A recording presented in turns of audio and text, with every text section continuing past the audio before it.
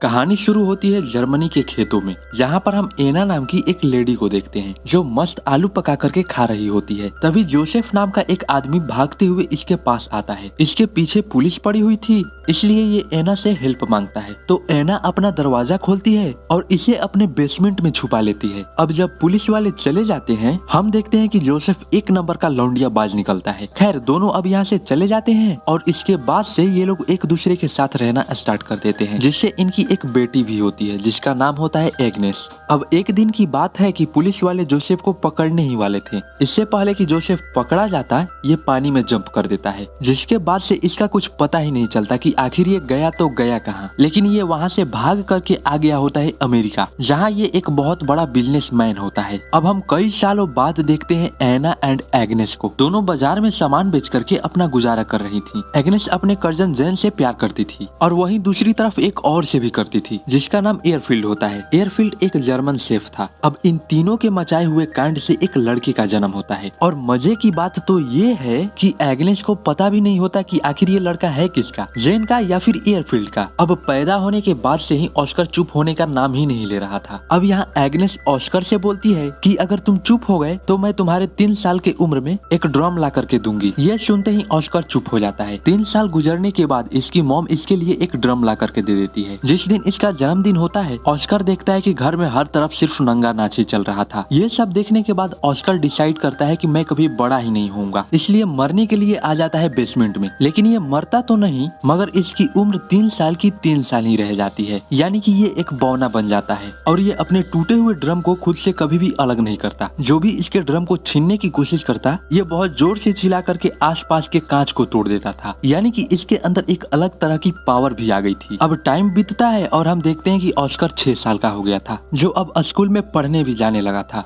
लेकिन इसकी साइज और इसका ड्रम सब पहले ही जैसा था। अभी भी जो भी इसके ड्रम को छीनने के लिए जाता, ये चिल्ला करके कांच को तोड़ देता था। साथ ही इसके पावर से डॉक्टर्स भी हैरान थे कि आखिर ये कर कैसे ले रहा है। बट एग्नेस तो बस यही जानना चाहती थी कि आखिर ये बड़ा क्यों नहीं हो रहा। अब हम देखते हैं कि एग्नेस हर फ्राइडे को बाजार करने के लिए बाहर जाया करती थी और काम के बहाने ऑस्कर को एक दुकानदार के पास छोड़कर जेन के पास चली जाया करती थी कुछ करने के लिए। लेकिन एक दिन ये कुछ वाला सिस्टम ऑस्कर को पता चल जाता है।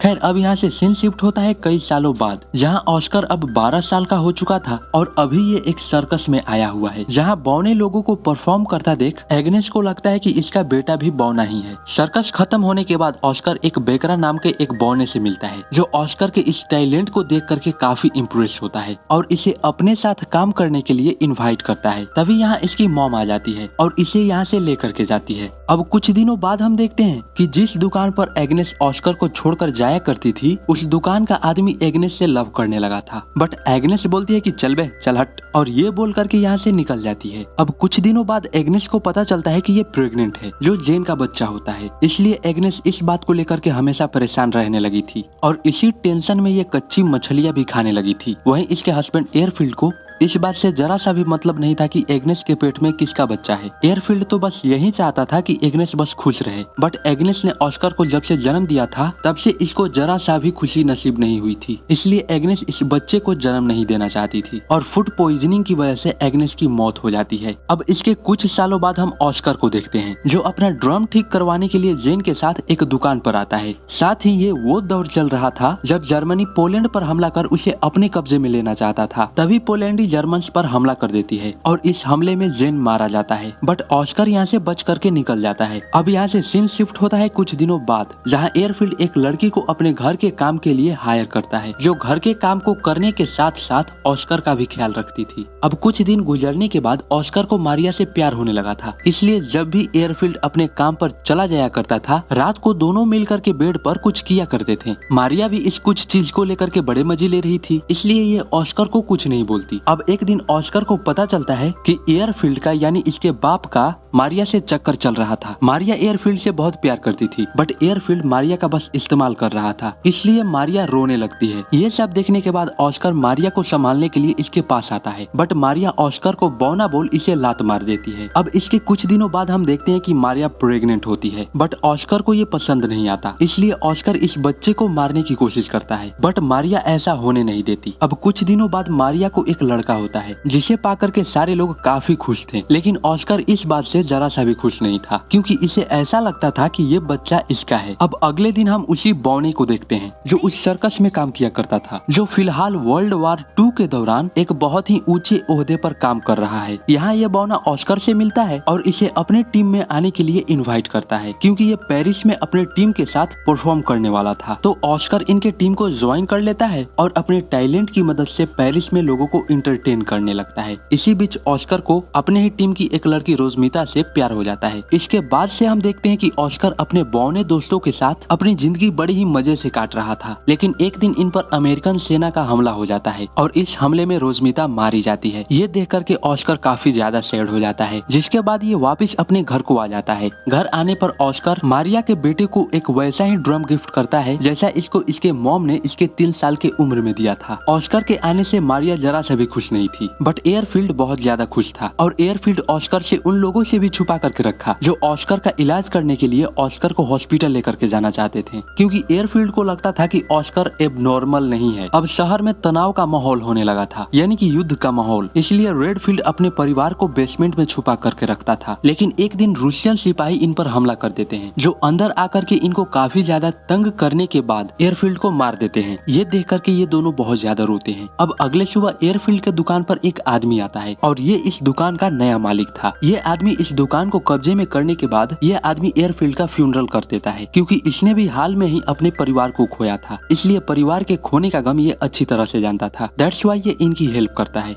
अब ऑस्कर को भी समझ में आ जाता है कि एयरफील्ड के सिवा इस दुनिया में इसका कोई भी नहीं था, इसलिए ऑस्कर डिसाइड करता है कि ये फिर से बड़ा होगा। जिसके बाद ऑस्कर रेडफील्ड के साथ साथ ये अपने ड्रम को भी दफना देता है। तभी अचानक से इसे कहीं से पत्थर आकर के लगता है और ये यहीं पर बेहोश हो जाता है। अब यहाँ पर एक आदमी बताता है कि ऑस्कर अब बड़ा होने लगा है। अब लास्ट सीन में हम देखते हैं कि एना को छोड़कर शहर के सारे लोग इस शहर को छोड़ करके किसी दूसरे शहर में जाने लगते हैं और इसी के साथ ऑस्कर को पता चलता है कि इसके चिल्लाने की शक्ति भी चली गई है। और लास्ट में उसी खेत के साथ एना को दिखाते हुए मूवी यहीं पर एंड हो जाती है।